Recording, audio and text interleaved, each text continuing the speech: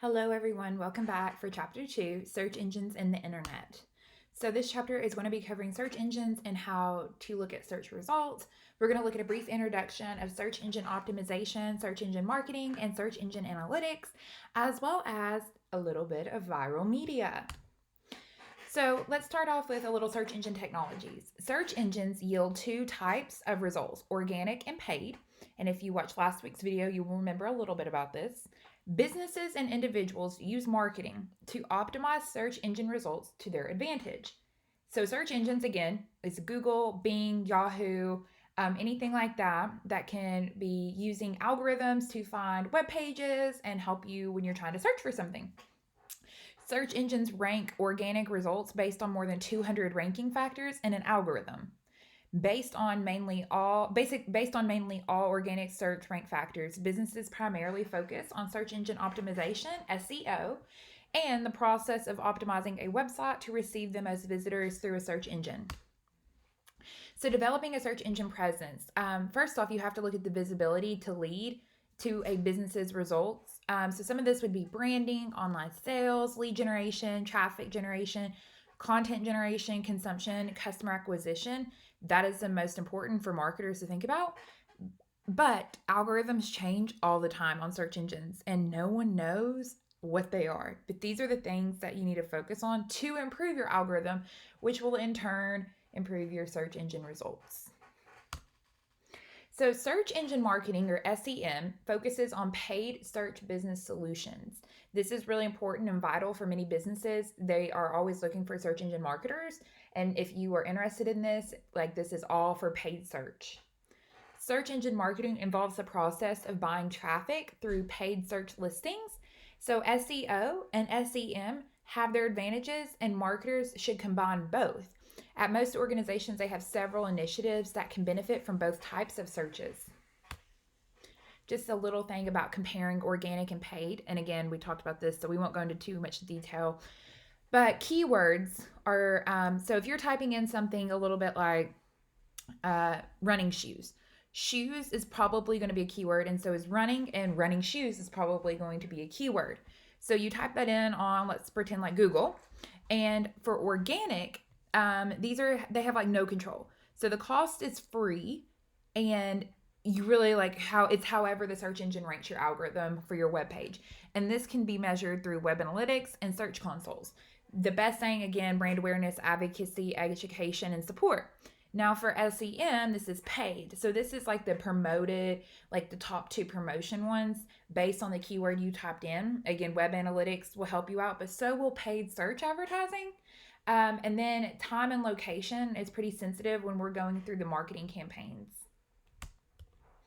So crawler-based search engines. Crawler-based search engines create databases or list automatically without any human intervention. Search engines operate in 3 steps. Web crawling. A lot of times people refer to these as spiders. A web crawler is also known as a web spider or a bot, and it's a computer programmer software specifically designed to collect and store data about a website for indexing. Indexing helps classify a site correctly on a search engine's purpose.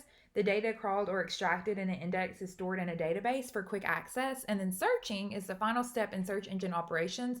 It's when a user requests specific information by entering keywords in the search engine, and the search engine queries the index and provides a list of the most relevant web pages by matching it with the index keywords. Again, little image for you. So this is kind of how the cycle works in the retrieval process. So you have a crawler, it goes to this built search index, and if it matches, then it delivers the results, and it all continues to cycle through. So other types of search engine optimization is local search, LSO, and it's based basically on the local searches. So when you're typing best restaurant, it automatically might do the near me option, and it'll show you something that's to you. So for instance, I live near Johnson City, so I might get restaurants that are targeting towards Johnson City area. Global search is global search for web content internationally, so it's not just a local, it is massive search options. The 3-step search engine process. So first step is search indexes involved evolved as a master list on websites and web pages. If each website currently available on the World Wide Web found by the internet crawlers, a search engine employs the data in the first place. So once a user enters a search term or phrase, it's evaluated by the search engine, which tries to understand what the term means and identify any misspelling present. So I misspell basically everything, especially when I'm typing with something really fast, or maybe Siri didn't hear me right. A lot of times search engines will autocorrect it, even if it's misspelled, and still give you the best results based on their search engine or search engine marketing. The most relevant pages in a search index are matched with queries and served up to the user by the search engine, operating on its unique set of search algorithms. There are two types of results: organic. Organic appears mainly because of the relevance to the users, what they're looking for. It's lastly, paid search results or paid advertisements. A study tested that the effect of sponsored ad ranks, click-through, and conversion rates for online retailers, and it found the top positions usually had a higher click-through rate, but not necessarily a higher conversion. So paid searches are tailored to a specific searcher. For example, if you are searching for cars frequently, you'll see more ads for cars. Then your paid search results will be related to that as well. So the building blocks of SEO. So there's 4. First is social, and social involves social media, user engagement, and viral marketing. Links include link building, link baiting, link anchor text, lead generation, strategies. Third one's content. Content is the quality content strategy, site maps, quick loading pages, accessibility, and usability. And then the 4th is keywords. Keywords is important. Keywords research on and off the page. So it can be something you type in, and it also can be a keyword in your page, web page, or website. The metadata, text analytics, and your algorithms. So again, these are all factors that are included in the rank of a search engine. So a few elements impacting SEO. The first one is a URL, which we talked about last week. And these are specific addresses on the World Wide Web. URLs are in this format. You can see right here, the protocol, hostname, other information. Title tags, they briefly and accurately describe the topic of the theme in an online document. The title tag is displayed in the top bar of internet browsers. Header tags, or the H1 tag, is in the HTML, and it is often used for the title of the post or other emphasized text on the page. There are other header tags in HTML too, such as header 2, 3, 4, how many headers you have in a web page. The main text or body, this is the main content on a web page. The alternative text, or alt text, is a word or phrase that tells the website viewers and search engines the nature or content of an image. The alt text appears in a blank box that would normally contain a picture. And then anchor text, this is highlighted into a hypertext link that can be clicked on to open a target web page. The basics of search engine optimization. So it has to be designed for relevant and popular content. It has to optimize the content, spread content in its entirety of the web, and adjust the site for changing algorithm search. They're always changing. Search algorithms do not stay stale. They're always updating themselves. Online and offline SEO strategies. So you can go through and look at these on your own. I did post the PowerPoint slides for you, but go through and look at these. I just want to highlight online communications, online partnerships, social media targeting, marketing, interactive advertisements, offline and communications and public relations, and search engine marketing. These are all factors that affect SEO strategies. SEO is your owned media. So it's a form of marketing promotion, and you can own all of these factors. And highly recommended if you're over a website, or in your future, if you decide to start doing website building or optimizing websites, these are the things you need to check off to make sure that your website has, and each web page has, to improve your SEO and SEM. Offsite SEO. So this is also very important, and it goes into your algorithm. This is a number of backlinks related to relevant websites, links that are relevant to competitors, new content creation that attracts links from other websites, link baits, link anchor text, link neighborhood, link freshness, link diversity, and social sharing. Backlinks are important. They are the thing that validates your website to make the search engines know that you're valid. This isn't a fake website. This isn't a scam. Not saying that scams don't have backlinks either. However, it makes it more authoritative. Okay, so search engine algorithms. Algorithms are rules that are programmed to act in the data as humans might.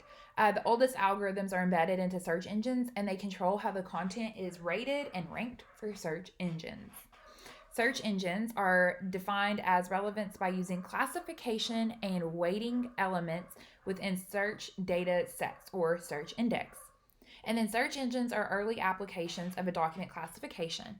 And the core algorithm methods applied in a web documents gathered from Google or the World Wide Web's internal documents and file types gathered within an organization, aka the intranet, which we talked about last week too. Google search engines run several hundred algorithms in a single instance globally. The algorithm is involved in regions that have elements unique to the region because language and lexicons are different across regions or by local city level. Google PageRank, which we will get into a whole lot this semester, is an algorithm invented to improve search engine results. Search engines regularly update their algorithms. We just talked about this. And search engines updates are applied selectively across regions and language, making it more difficult to reverse engineer or decode spammers and black hats. Okay, so there's two types of things. One is a white hat SEO. White hat SEO is really good because you're doing exactly what Google and Bing want you to do, is performing just as we've talked about all these like strategies that you can do. It is the appropriate way for SEO optimization. Black hat SEO means that you are strategically placing yourself at the top of a search engine result and not good tactics. So you're like backlinking yourself and it's not really real. You can get penalized and actually fined if you do these tactics. We will not go through this. Go through this on your own. It's just kind of like a little like paid for search engine marketing, how you can do that based on conversion strategies. Okay, paid search building blocks. Keywords are super important. They are words and phrases that trigger the ad to display the search engine result. Ads are short sales pitches in a text or an image. Bids are how much an advertiser is willing to spend to show their target ad and to get their clicks and conversions. A landing page is the first page people see after they click on an ad and often where their conversion takes place. Conversions are actions that visitors take on a website, such as leads, orders, downloads, and phone calls. And then finally, a process. Process is managing the tracking results, your conversions, return on an ad spends with testing, improving tools, and resources. I want to go back to landing page. Landing page is super important. A landing page is not the home page of a website. So it says like the first page people see. When you are looking at Nike and you type in like the Pegasus Nike running shoe and you click on the Pegasus page, Pegasus Nike running shoes is not the home page, but that is the page that you landed on when you clicked on it from Google. If that is confusing, please contact me and I will clarify that even better. But that is a landing page. So it's not the home page, it's the first page that you see from Google.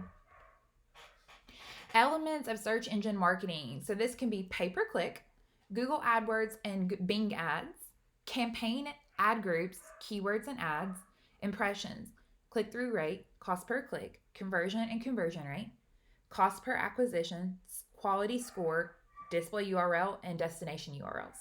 We are going to go through this on the videos that I'm going to make of this knowledge that I have. I want to share with you for Google AdWords. So please watch those videos and it will show you everything I just said. Combining paid and organic marketing strategies. So you need to develop content that's based on the consumer or the target audience for your business, nonprofit organization, whatever their needs or interests are. You have to promote the content by using search engine optimization to provide far-reaching and evergreen results. So all the strategies that is considered organic, complete that. Then investigate broad search categories and trends that are targeted through search engine marketing promotion.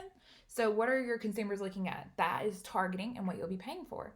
Narrow down the keywords. We're going to go through bidding on keywords, but you have to narrow everything down. So what keywords are you willing to pay for based on what your consumers are looking at? Determine the traffic and cost. Select terms that match the criteria based on traffic, cost, and keywords. Design the ad, which you will actually get to do later this semester. You're going to run campaigns.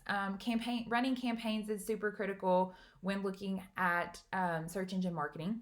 Measure and refine campaigns. So if a campaign's not performing well, why is it not? And then you're going to continue to refine the organic and paid search content results. Display advertising. Display banner or ads that are advertising that takes place on a digital website. They include many different formats that contain items such as a text, an image, flash, video, or audio. Some of them could be a video display. It could be rich media ads. That is a flash file that may expand whether the user interacts with it over a mouse or maybe not so polite and just pops up automatically. Overlays. These are ads that appear above the content that possibly might remove after you click a button. This happens a lot when you're on Forbes.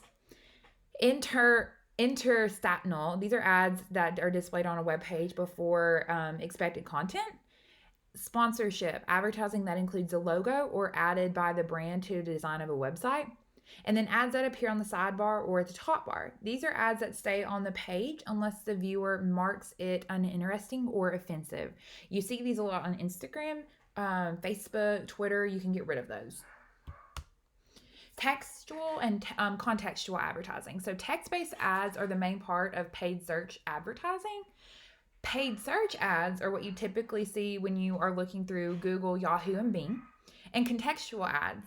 These are a type of online search ads based on content. This is where a searcher lands on a traveled page on a website or a web page, and the search ad is triggered. They might see luggage, local restaurants, or hotel ads based on the content of the web page. Viral marketing. Viral marketing has changed a lot due to the fact that their social media, right? It's instantly. It's initially thought of as the most sought after marketing, and it's inexpensive and very efficient. And it rapidly diminishes, it's always going on social media. I always think now the Popeyes chicken war that went completely viral and got them one of the top marketing spots in 2019. Viral marketing is not something that's something to depend on, because it's kind of like, you can't really pay for viral marketing. You can try to boost it, but it's kind of what your consumers want.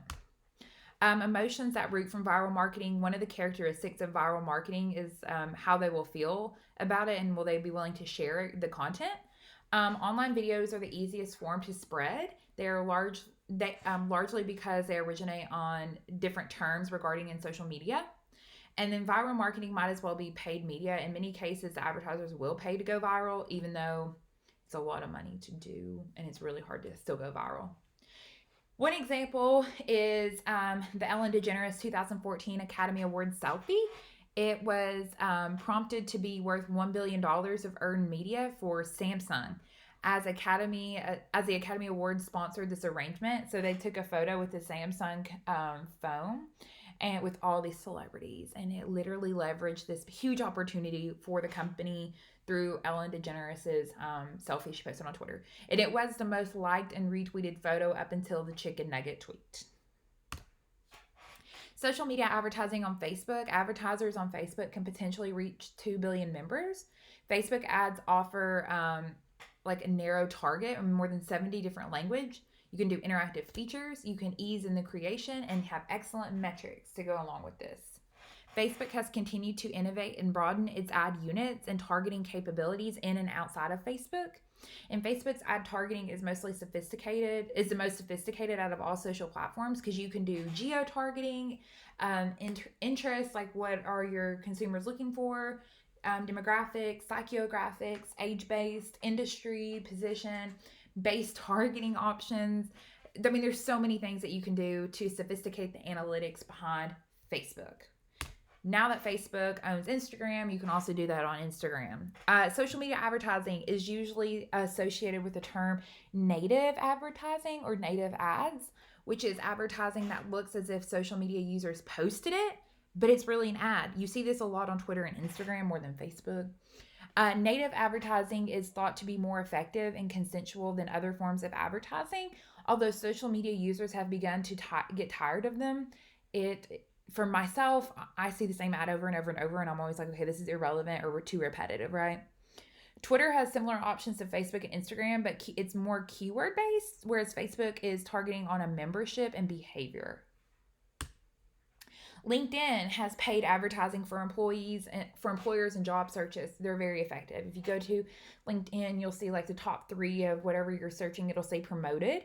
Instagram, again, is run on Facebook, so it has very similar capabilities. Facebook bought it out, I think, in 2014 or 15. And that's why Instagram has done such big updates. The main benefit of using social media advertising is the vast collection of users and user data. You have everything you want to know about targeting your consumers. Mobile advertising. Mobile advertising includes precise geolocation, targeting the owner's movements and history formats. So you can do paid search, display ads, post-call advertising, full screen takeovers, messaging, location-based ads, video, voice, apps, all through mobile advertising. It's a little creepy, right? We'll go a lot more into detail on mobile advertising. It gets its own chapter. Landing page optimization. So this is what I was talking about with the homepage versus a landing page. So a landing page should include the following elements. It needs to be valuable. What are you proposing that's different from competitors? And like, if your consumer clicks on this landing page from Google, like, is it worth their time to do this? Call to action. These can be determined through analytics, demographics. It has to be like determined through your consumers. Like if the demographic is relevant to the person searching and to the business. Its intended purpose on the landing page, and the proper setup of web analytics to track the behaviors. So this, we will get into so much detail about landing page. And again, watch the videos that I make through Google Ads or Google Analytics, and it'll help you even more. Measuring the effectiveness of a landing page optimization, really what matters is most advertising campaigns, like what was the result? So are the consumers looking at it or are they clicking out of it? Was the campaign successful? Was it not? For most social media and search engine campaigns, what happens on the landing page is the most vital aspect of the campaign. So did they click on it? Did they go further? Did they find what they were looking for? Did they make a conversion? Did they purchase something? What did they do? Because landing pages are so important, the end result of the campaign, there's a type of analytics that focuses primarily on landing pages, and that is informed by web analytics. This is commonly termed as a landing page optimization, or LPO. So things that can be measured in LPO is time on site. So how much time did they spend? And the more time they spend does not mean the better things. It might mean that they aren't finding what they're looking for. Pages per visit, percent of new visitors, bounce rate, goal revenue, exits.